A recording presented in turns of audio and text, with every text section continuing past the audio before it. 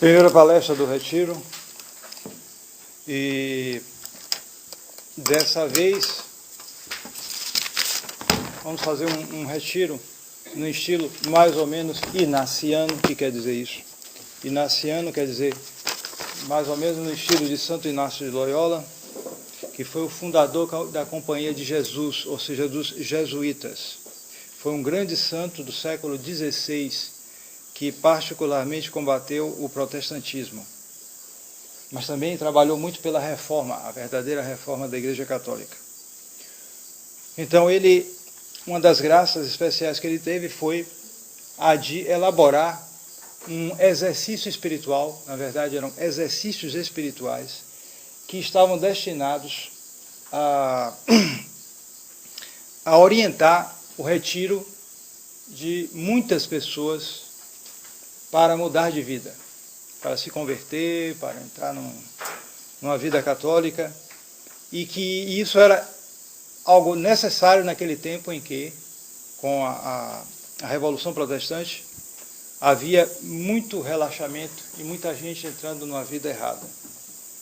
Então, esses exercícios espirituais que foram inspirados por Deus a Santo Inácio foram um instrumento de Deus para converter uma multidão de gente. Milhares e milhares, porque era um retiro de 30 dias. Eram 30 dias de retiro. A pessoa ficava ali e mudava de vida mesmo. Claro que nós não vamos fazer isso, não há condições, mas nessas 4 palestras vou procurar tirar algo assim, um resumo, alguns pontos dos temas tratados por Santo Inácio nesse retiro, nesses exercícios espirituais, adaptando alguns temas para esse retiro. Então, a divisão muito simples, mais ou menos 4 pontos, não sei se cada ponto será tratado em uma palestra, talvez nós façamos uma palestra mais de um ponto, ou 2 pontos numa palestra, não sei, mas os 4 pontos em geral são: primeiro, retiro, o que é um retiro? O que é a finalidade do homem? Qual é a finalidade das criaturas? E o tema da indiferença. Primeiro conjunto de temas, digamos assim, é esse. Depois, o segundo conjunto de temas será os 3 pecados. Os 3 pecados, o segundo tema. O terceiro tema será justamente o tema dos novíssimos. Esse tema que é tão, digamos assim, clássico para todo retiro. Os novíssimos, apesar do nome novo, né, são as últimas coisas que acontecerão com cada um de nós, infalivelmente. Que são a morte, o julgamento, o inferno ou o paraíso, passando certamente pelo purgatório. Em suma, são as últimas coisas que acontecerão conosco. Então isso também vai ser o terceiro conjunto de temas. E, finalmente, os temas da mudança de vida e do estado de vida. Mudança de vida e estado de vida. Então, são esses 4 conjuntos que serão tratados nesses dias. Hoje, de manhã, de tarde, e amanhã, de manhã e de tarde. Começando, então, pelo tema do próprio retiro.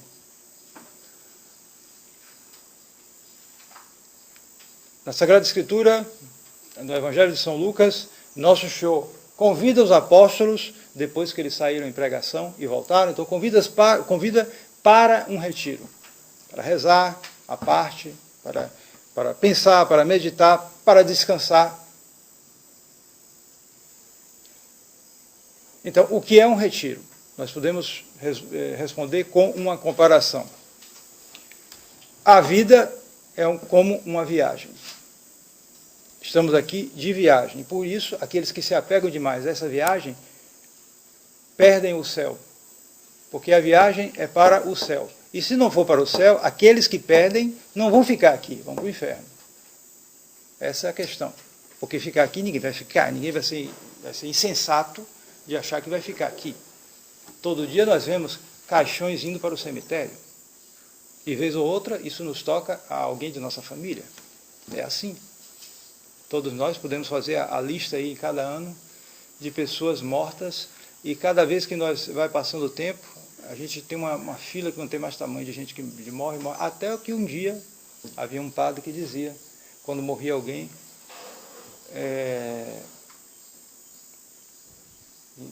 ele dizia que era como uma novidade, né? Morreu fulano, tal, uma coisa nova.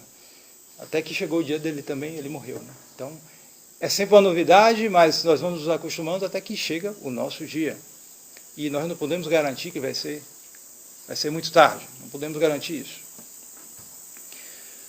Enfim, a vida é uma viagem. O retiro é como se fosse uma parada. Alguém está viajando, está cansado, então para num posto, num lugar assim para comer, para reabastecer, etc. É um momento de parada, de descanso, mas também de avaliação. A vida é um combate também. Aqueles que não combatem, perdem. Perdem o quê? O céu. A vida é um combate. Então, aqui é inevitável, combatemos. E o nosso combate deve ser pela nossa salvação. Pois bem, aqueles que o retiro é um arsenal. O que é um arsenal? O arsenal é um depósito de materiais, em geral, destinados à guerra. Todo o exército, toda a marinha, toda a aeronáutica tem o seu arsenal. Quanto maior o arsenal, mais poderoso é esse exército, essas forças armadas. Se não tem um arsenal grande, não é poderoso. Então, esse é o primeiro. Então, o retiro é como se fosse algo que vai aumentar e acumular nossas forças para o combate. Se nós não acumularmos essas forças, nós não poderemos levar adiante o combate da nossa salvação e seremos derrotados.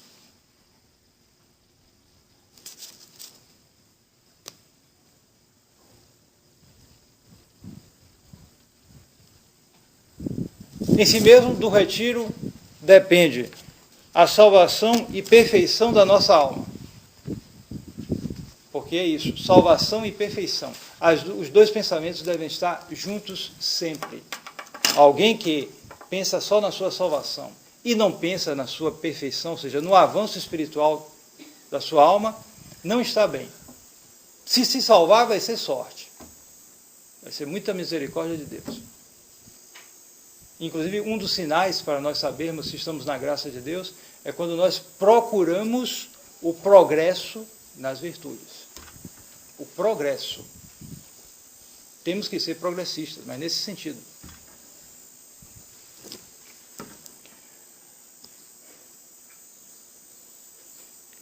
Mas, sobretudo, o retiro é, em relação a Deus, um tempo de graça.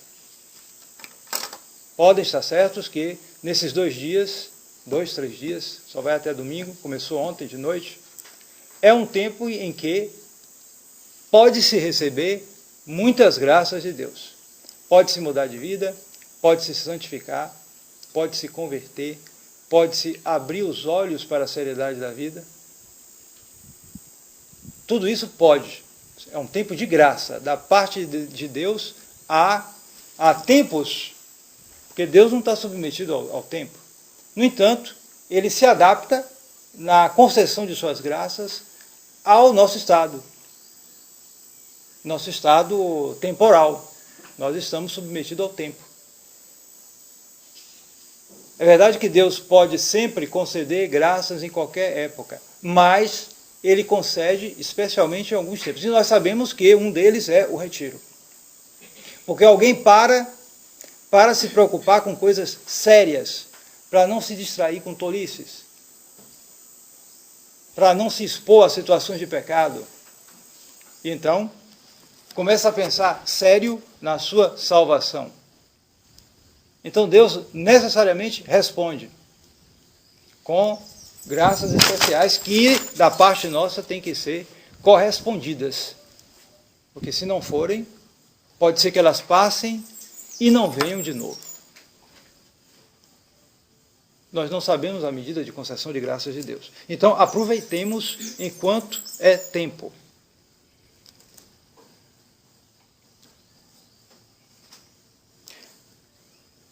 finalidade principal de um retiro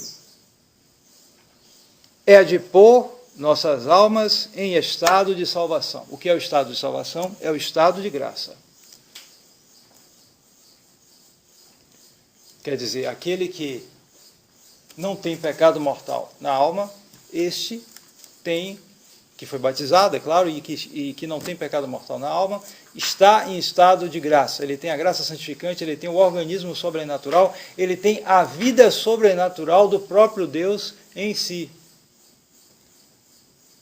Só que essa vida está em nós sob forma de semente. Ele vai desabrochar depois, completamente só no céu. Aqui ela deve crescer continuamente. Essa é a tendência, se nós correspondermos. Então, é preciso imediatamente pôr nossa alma em estado de salvação. Aqueles que por acaso estejam em estado de pecado devem, o mais rápido possível, procurar pôr sua alma em ordem com Deus. Porém, a finalidade imediata do retiro é a de vencer a si mesmo. Porque, é claro, se eu quero me converter, se eu quero me salvar, se eu quero avançar na virtude, eu tenho que vencer a mim mesmo. Eu imediatamente me enfrento com essa realidade. As minhas tendências vão de encontro a este desejo. As tendências da natureza corrompida humana. Em maior ou menor medida, todos nós herdamos isto. E, a depender da idade, isso pode ser mais ou menos forte. Daí a necessidade do retiro, inclusive mais necessário ainda para as pessoas de menos idade. Por quê? Porque quando a pessoa tem menos idade, o juízo é menor e a natureza é mais forte. Natureza no sentido, sentido mais sensível das coisas.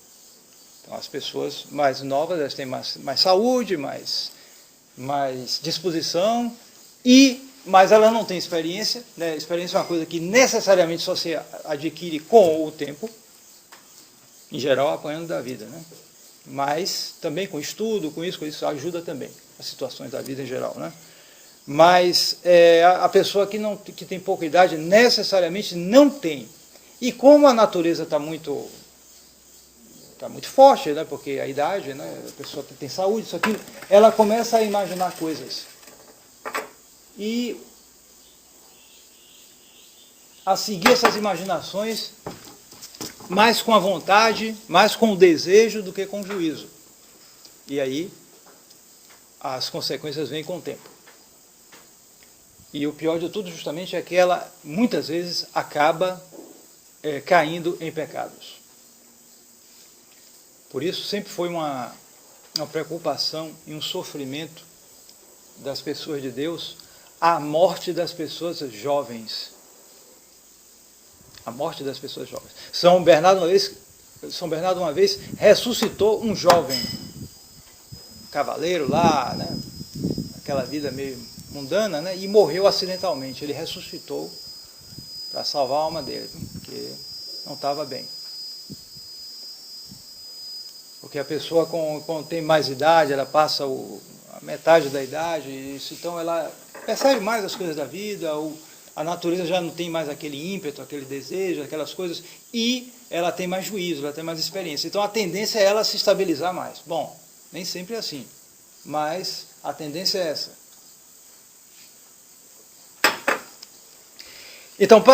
Então se deve começar logo cedo a vencer-se a si mesmo. Esse vencer a si mesmo implica duas coisas: afastar os obstáculos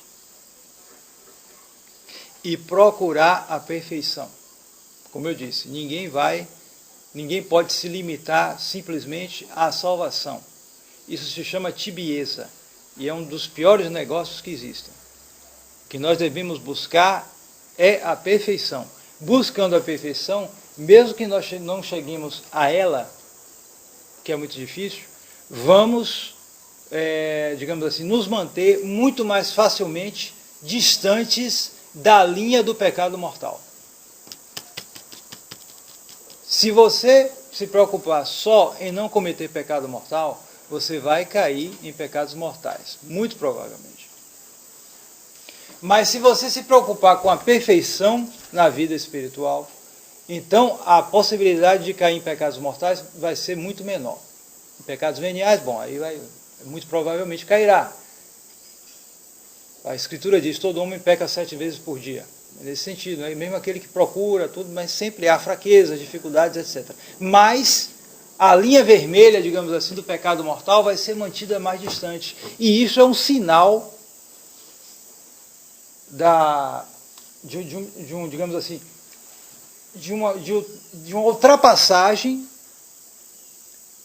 no caminho da vida espiritual, que é dividida normalmente em 3 vias. 3 vias. A vida espiritual do homem aqui na Terra. A via purgativa, a via iluminativa e a via unitiva. A via purgativa é daqueles que estão ainda tentando se livrar de uma vida de pecado. São esses justamente que estão querendo só se salvar, né?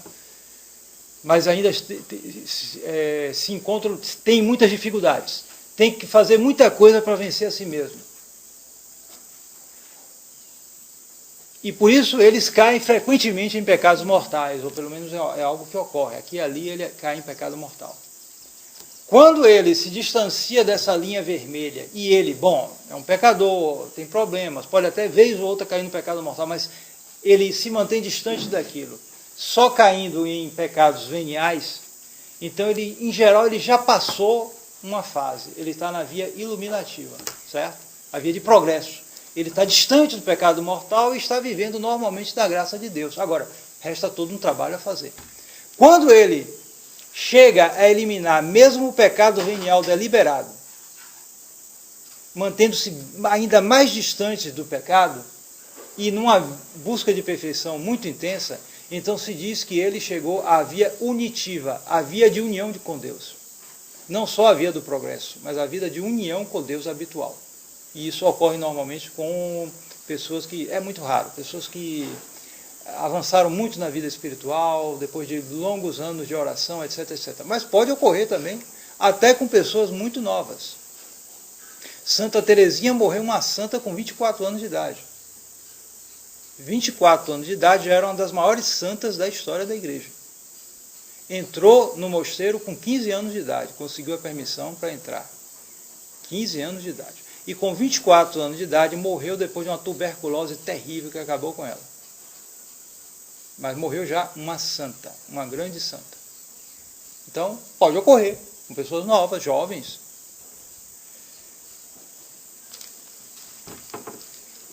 Então, procurar a perfeição.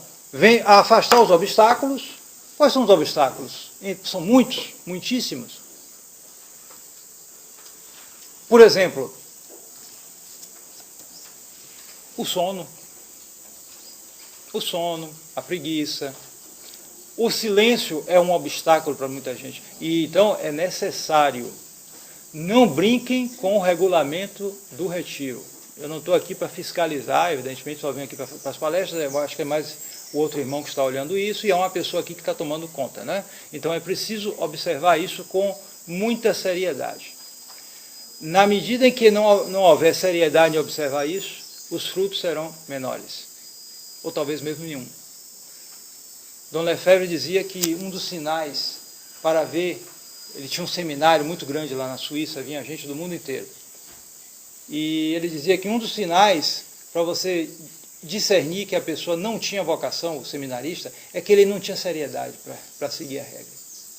Ele ficava conversando nos corredores, ele ficava rindo à toa, ele ficava isso, aquilo. Era um dos sinais de que ele não ia para frente, ele não ia ser padre. Não tinha vocação, meu cara, não podia levar adiante.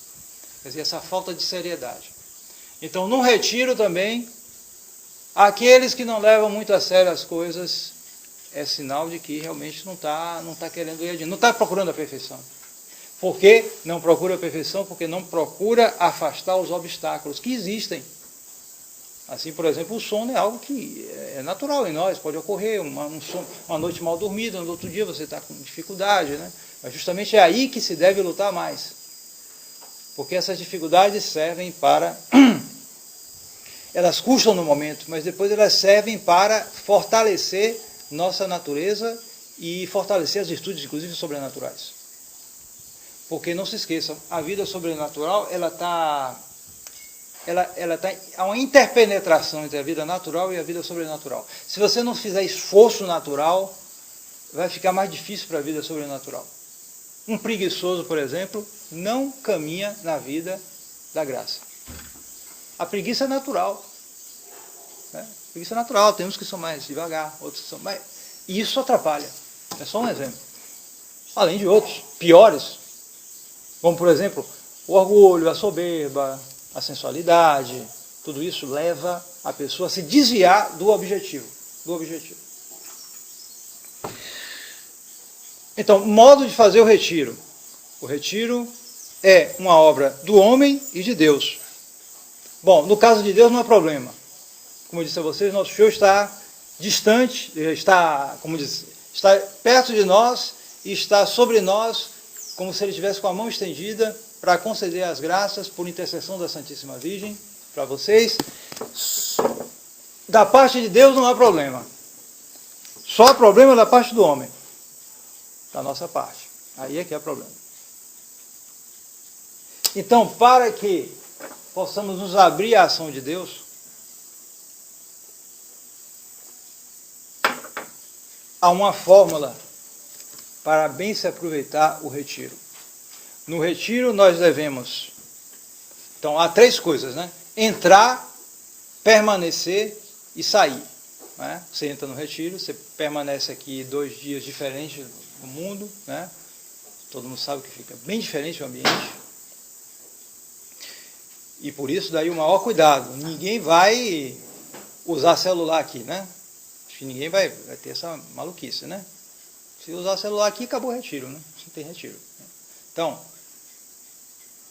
você entra, você fica alguns dias e você sai. Então, o homem deve entrar no retiro só, deve permanecer no retiro todo e deve sair do retiro outro. Eis aí a fórmula. Anotem isso. E é bom que seria que se mais gente tivesse os caderninhos para anotar algumas coisas que ficaria mais fácil de reter. Quando a gente escreve, entra mais fácil na memória.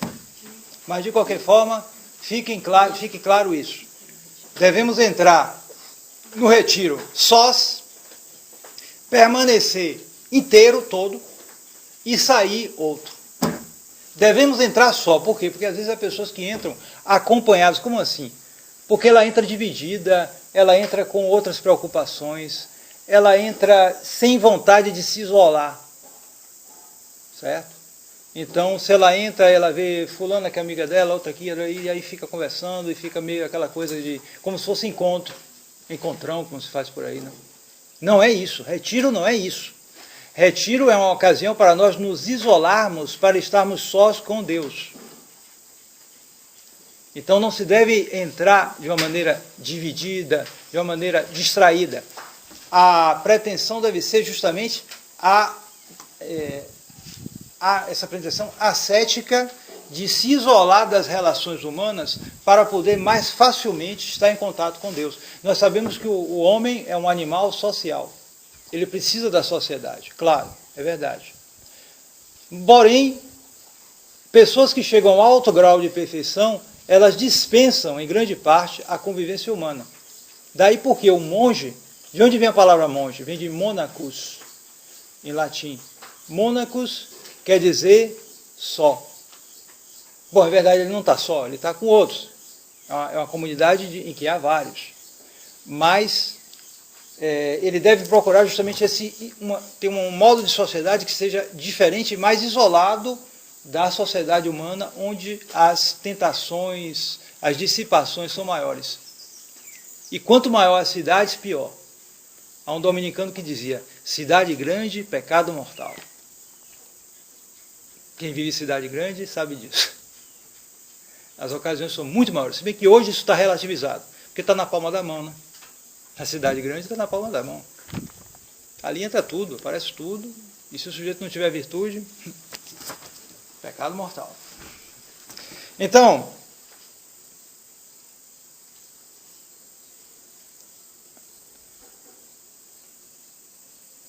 deve-se entrar nele só, primeira coisa, esse despojamento. Depois, deve-se permanecer nele todo. Esse procurar sua unidade, procurar possuir-se a si próprio, para que Deus possua você. O retiro é uma ocasião especial para isso, porque no mundo se explora, se estimula, se aumenta extraordinariamente a dissipação. A dissipação é uma das principais maneiras da pessoa se afastar de Deus. É o começo.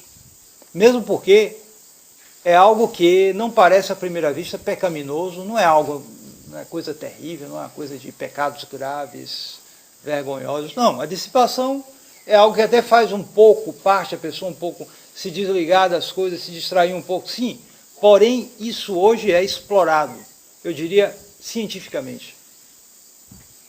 E as pessoas então elas estão sempre divididas, distraídas com as diversas coisas, atraídas de todos os lados. Esse fenômeno da eletrônica é típico disso, né? Vocês têm menos idade em geral, a maioria. Quando eu era menino, não existia isso. Não existia. Os meninos jogavam bola. Jogava bola.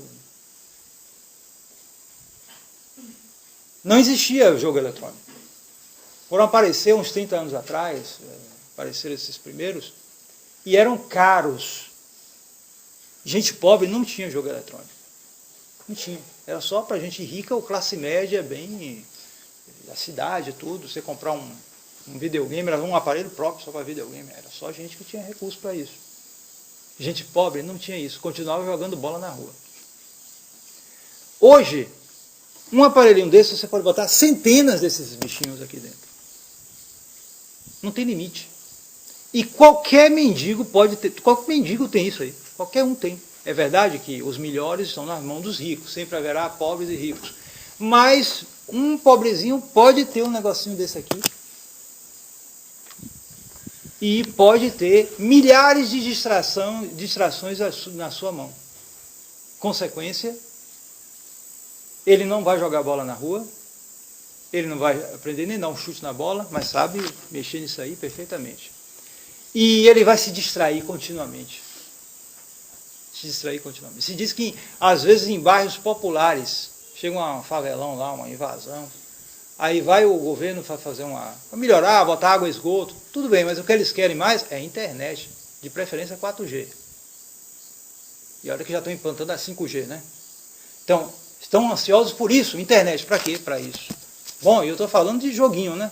Sem falar as coisas piores. Então a pessoa cresce nessa dissipação. Ela não para pensar. Quem é ela? De onde ela veio? Para onde ela vai? Quem é ela verdadeiramente? Diz o livro da imitação. Nós somos verdadeiramente o que somos diante de Deus. Ninguém para pensar isso. Então, se o profeta Jeremias já dizia isso, né, que o mundo vai mal porque as pessoas não pensam, não meditam, o que ele diria de hoje, nesse mundo cheio de distrações? Distrações que aumentaram de uma maneira antinatural. Outro exemplo, além dos videogames, as redes sociais. Por que tanta gente neurótica aí, hipersensível, isso, aquilo, em grande parte por causa dessas relações sociais hipertrofiadas, aumentadas demais de uma maneira antinatural. Antigamente as pessoas moravam no lugar, havia os vizinhos, isso, aquilo, havia aquelas relações sociais, que é normal no ser humano. Hoje, ele tem milhares de pessoas que você não sabe nem se existe verdadeiramente e que estão nos contatos disso, daquilo outro. E ele está continuamente com aquilo ali. Isso não é natural. E isso dissipa de maneira extraordinária. A pessoa passa a viver numa sociedade que não é real. Então, ela tem que aproveitar essa ocasião do retiro para entrar e permanecer inteiramente nele. Desligar-se completamente nessas coisas, porque quando ela voltar para o mundo, é verdade, haverá sempre a ocasião em que ela vai ter que se ocupar em maior ou menor medida com essas coisas. Mas ela tem aquela disposição séria, ela adquiriu aquilo. E para isso ela tem que permanecer muito ligada nas coisas do retiro. Sem dissipação. Procurando ouvir. Ouvidos atentos. Ouvidos atentos. Daí porque é uma graça não falar. Porque quando a gente não exercita um sentido, o outro fica mais forte. Se diz que as pessoas cegas têm um tato muito bom. Porque como ela perdeu a visão, há uma espécie de compensação. O tato fica bom. Daí porque existe o braille, né, que é aquela linguagem que o cego lê um livro com o dedo, né? Ele vai, ele lê tudo ali.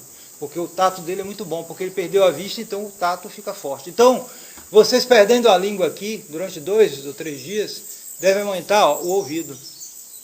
Ouvir para aprender. E depois, como consequência disso e da graça de Deus, vocês devem sair outro. É preciso que vocês não se reconheçam mais como antes. Que vocês percebam, necessariamente perceber, mas que nosso Senhor veja, sobretudo, que vocês não são mais os mesmos de antes.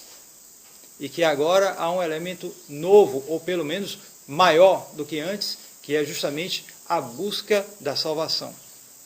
A busca de fazer a vontade de Deus, pondo esta vontade de Deus em primeiríssimo lugar.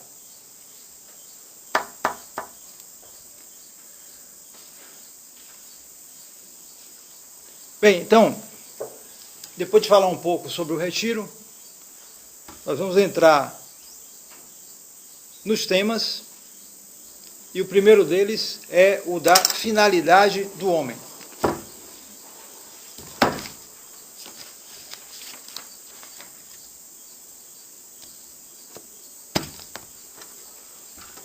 Os exercícios espirituais de Santo Inácio começam pela meditação do princípio ou fundamento. Isso é clássico, é famosíssimo isso. E esse princípio ou fundamento dos exercícios espirituais de Santo Inácio se resumem numa frase: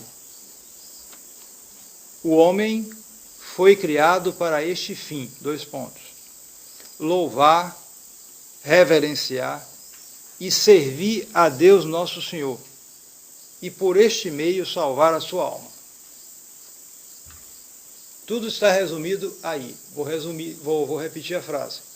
O homem foi criado para este fim: louvar, reverenciar e servir a Deus nosso Senhor, e por este meio salvar a sua alma.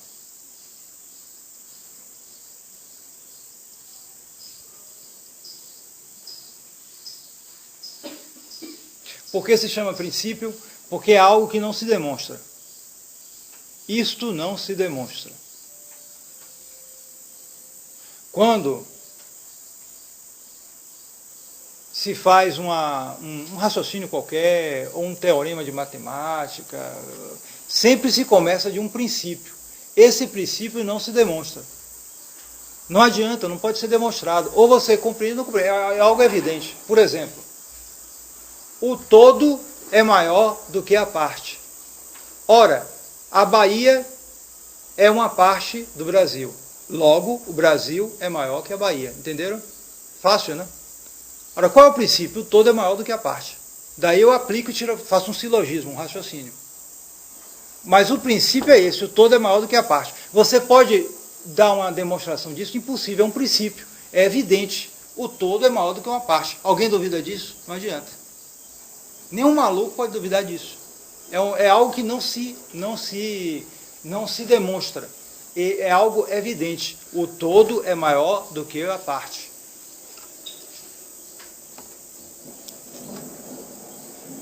Então, assim, para o retiro, você tem um princípio que não se demonstra e que é a base de tudo, que é justamente esse princípio que eu acabei de enunciar.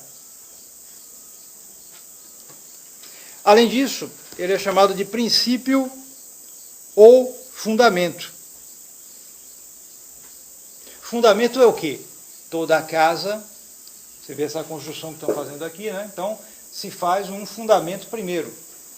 uma fundação, bom, aqui mais simples porque é de concreto, né? Mas quando as casas eram feitas de pedra, então a fundação era mais profunda, se fazia um negócio mais, né? Que abrangia mais, né? Então, para se fazer uma casa é preciso ter um fundamento. Para se edificar a nossa alma é preciso um fundamento. Então o fundamento justamente é este princípio que eu acabei de anunciar. Então, é um princípio e um fundamento.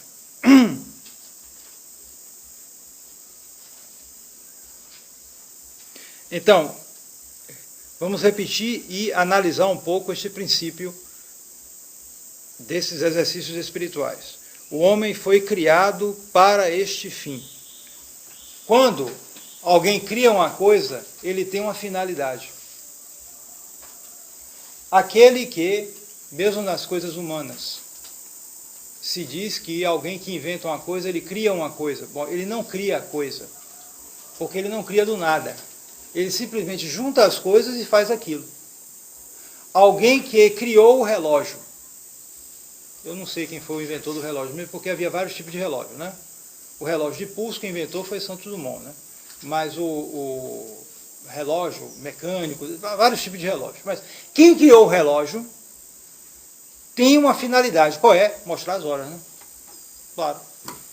Ele não ia criar aquilo se ele não tivesse uma finalidade, ou seja, para mostrar as horas. Não tem sentido. Quando ele criou, ele juntou tudo aquilo em vista de uma coisa.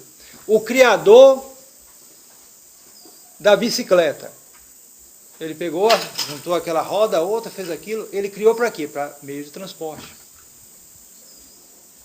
E assim por diante. Então Deus nos criou, só que a criação do homem, a criação de Deus, que Deus fez, é diferente da nossa. Porque nós criamos a partir de coisas que já existem.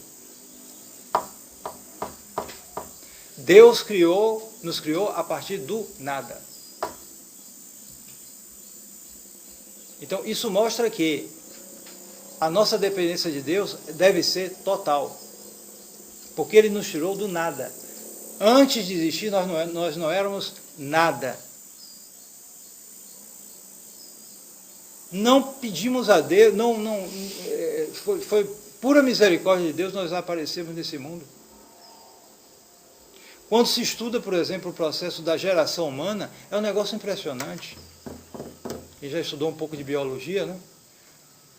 As chances da gente nascer, de ser eu, vocês, etc., era de 1 para 60 milhões. Podia ser outra pessoa diferente. E fomos nós. Havia uma chance em 60 milhões. Ou seja, todos nós somos ganhadores de loteria, né? Para a gente estar aqui nesse mundo. Então, por que não fui eu e foi outro? Tudo isso é a vontade de Deus, o mistério de Deus. De nós não dependia. E nós tivemos essa graça, esse favor de estarmos aqui nesse mundo.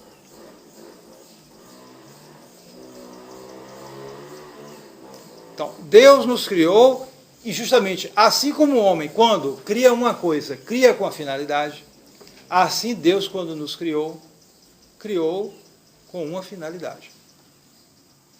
Então é preciso saber essa finalidade e cumprir essa finalidade. Por quê? Porque nós somos criaturas racionais e livres. Deus, quando criou uma baleia, a baleia não precisa parar, pensar, fazer retiro para saber e cumprir a finalidade que Deus criou. Não precisa disso. Ela vai pelo instinto. Ela está ali para fazer funções no mar, para, enfim, vai satisfazer sua fome comendo outros animais, ou comendo plantas, ou isso ou aquilo, e depois ela vai servir para isso, para aquilo. Enfim, ela está ali, ela não tem consciência de nada, e ela cumpre a finalidade que Deus colocou lá na natureza dela. Ponto final. Mas o ser humano é diferente.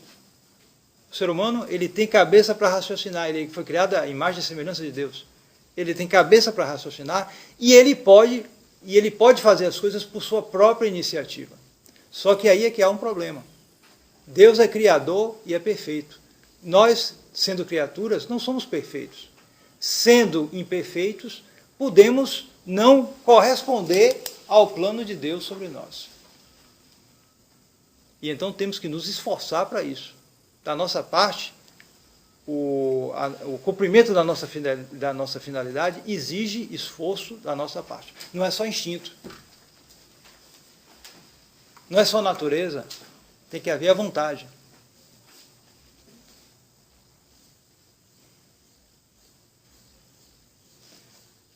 Então, qual é o nosso fim aqui nessa terra? Louvar, reverenciar e servir a Deus. Louvar e reverenciar é mais fácil. Certo? Mesmo porque é uma coisa que não nos obriga sempre. Nos obriga às vezes, mas não sempre. Louvar e reverenciar a Deus. O mais difícil é servir a Deus. Servir a Deus nosso Senhor. Aí é o mais difícil. Por quê? Porque vai contra as tendências da nossa vontade, que quer ser independente. Quem serve é dependente. E nós temos a tentação de sermos independentes. Por isso, daí a dificuldade. Além disso, enquanto que, como eu disse, louvar e reverenciar obrigam, vez ou outra, servir é sempre. Se uma pessoa está dormindo, ela está servindo a Deus. Se ela está fazendo aquilo dentro da regra do que Deus quer para ela, ela não está fazendo nada fora de lugar, então ela precisa dormir, então ela está servindo a Deus. Obriga o tempo todo. Então, louvando, reverenciando e servindo a Deus, por esse meio alcançaremos a salvação de nossas almas.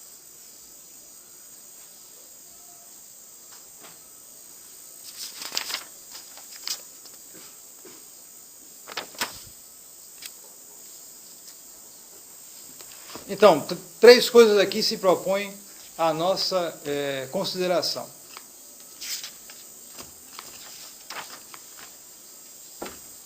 Primeiro, Deus como meu princípio, já falei algo a vocês sobre isso, quer dizer, Deus, Criador nosso, está no princípio da nossa existência. Deus nos criou livremente, poderia não nos ter criado.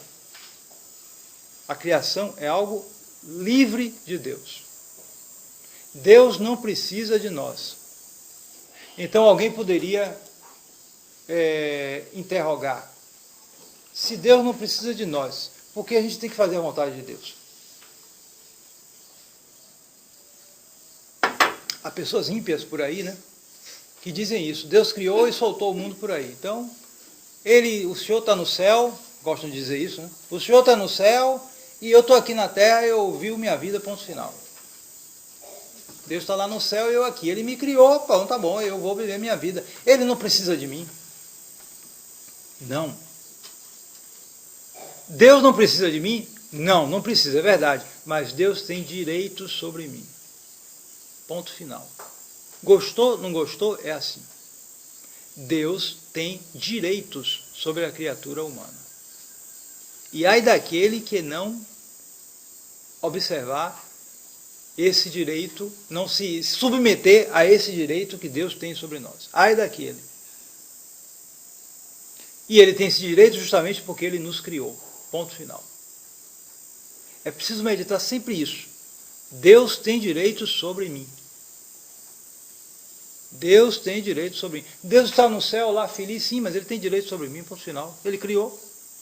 Se ele criou, eu tenho que corresponder à finalidade para a qual ele me criou. Além do mais, Deus é minha finalidade. É algo que a gente não percebe muito fácil aqui nessa vida, justamente porque aqui nessa vida os bens são multiplicados e a gente temos dificuldade de perceber o bem supremo que é Deus. Nós somos distraídos do único bem necessário pelos bens criados. E o bem necessário nós não vemos. Ninguém vê a Deus. Justamente a finalidade de nossa existência aqui é chegar à visão beatífica. visão beatífica é o céu, é ver Deus. O que faz a felicidade do céu, veremos mais em detalhe depois, é a visão de Deus. Mas aqui nós não vemos a Deus. E nós não sentimos esse desejo todo por Deus aqui. Aqui nosso desejo é dividido pela visão das criaturas. E isso é um perigo. Porque as criaturas são um degrau para Deus. Se nós ficamos ali, não é mais degrau, é obstáculo.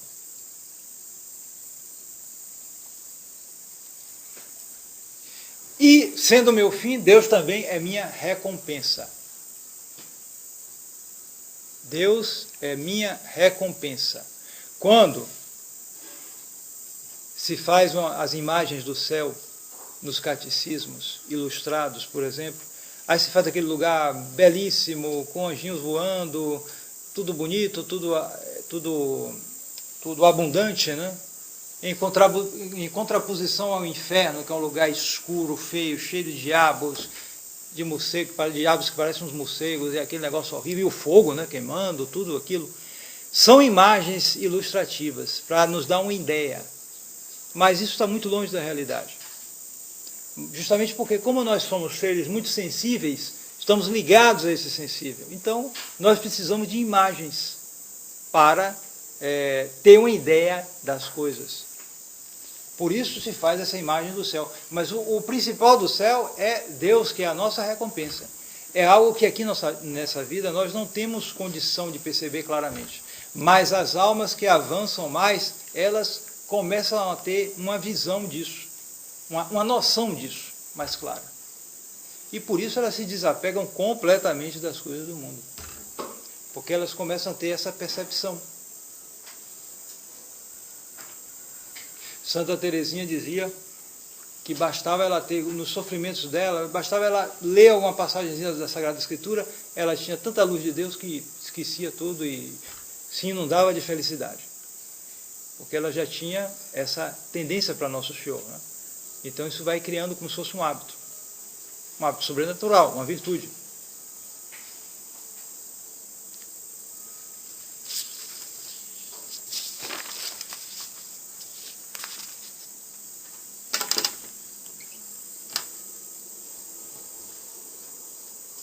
Outro ponto que deve ser meditado, já que nós falamos de Deus, Deus meu princípio, minha finalidade, minha recompensa. Então nós temos de um lado Deus e do outro lado nós temos o que nós vemos, as criaturas. Como eu disse, nós não vemos a Deus, mas nós vemos as criaturas, que são múltiplas, são infinitas. Tudo isso é criatura. Cada árvore dessa que a gente vê aqui, nessa quantidade enorme, que ainda há, felizmente, muita floresta aqui, cada uma dessas plantas é uma criação de Deus. E nós estamos no lugar do mundo onde há a maior variedade de árvores no mundo, né? Que é essa faixa litorânea do Brasil, né? Vai da Bahia, até mais perto do sul, é a parte do mundo onde há a maior variedade de plantas, de árvores. Quando você vai na Europa, quem já foi sabe disso, você só vê 1, 2, 3 plantas. 1, 2, 3 tipos de árvores, só. Tudo aquilo uniforme. Aqui não, é tudo variado. Certo? Então, Deus criou mais aqui, tá vendo? Variou mais as coisas para a gente. Então, há toda uma série de criaturas. Então, nós temos que saber, digamos assim, trabalhar com essas criaturas, porque é uma realidade, a gente não pode ignorar isso. Nós somos criaturas.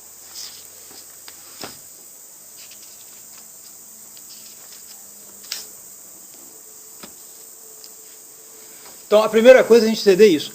Criatura vem de criado. Criado por quem? Por Deus. Logo, as criaturas são de Deus. As criaturas são de Deus.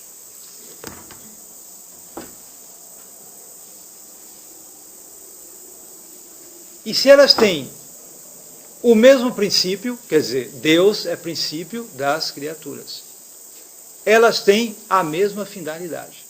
Elas devem servir a Deus. Não é difícil entender isso, né? Mas devemos encarar isso na nossa vida prática. As criaturas, então, nos devem conduzir a Deus. As criaturas em relação a nós. As criaturas em si mesmas, elas têm como princípio Deus e como finalidade Deus. Deus colocou a finalidade nelas. E elas cumprem por sua própria existência, por sua própria natureza, pelo seu próprio instinto, etc. No caso das criaturas racionais, ou seja, os outros seres humanos, né? São criaturas também. A coisa é mais difícil. Nem todas cumprem a vontade de Deus. E aí eu tenho que examinar isso bem. Quer dizer, eu estou diante de criaturas, então essas criaturas devem me conduzir a Deus. Em relação a mim também. As criaturas são como degraus de uma escada que conduz ao céu.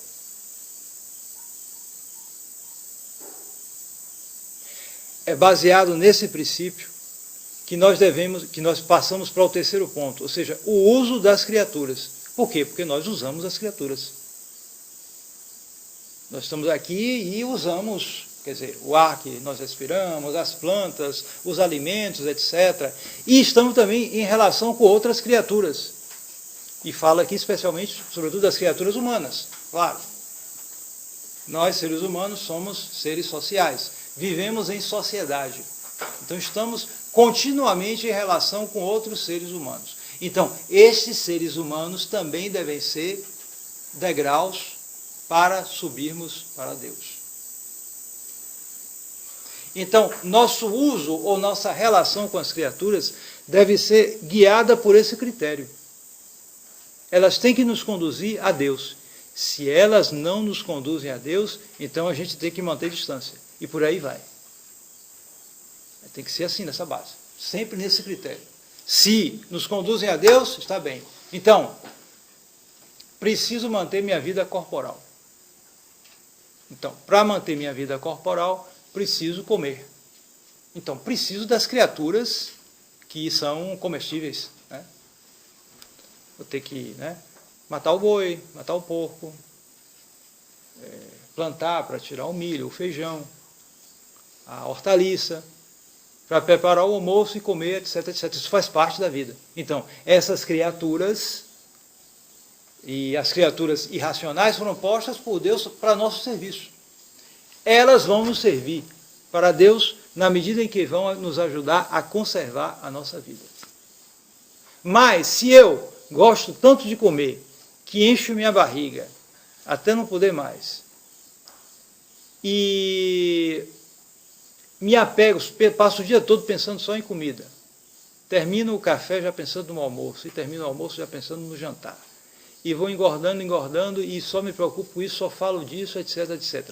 Então essas criaturas estão se tornando obstáculos para mim. Eu estou usando de uma maneira má. Estão compreendendo?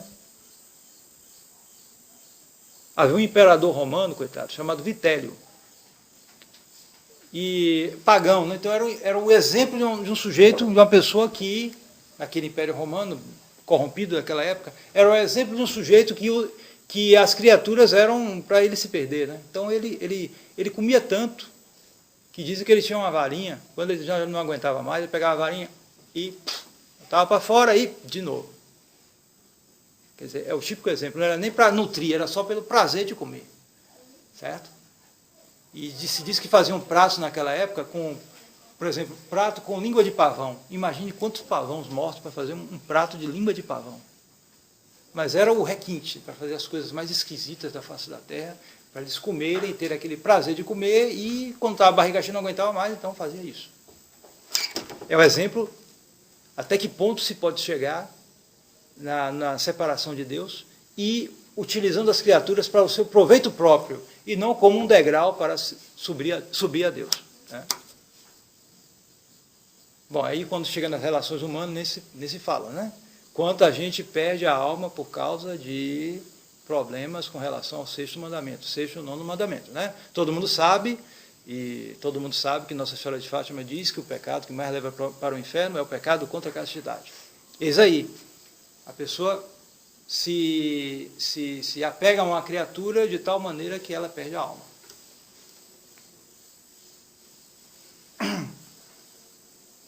Então é isso. Origem, finalidade e uso das criaturas.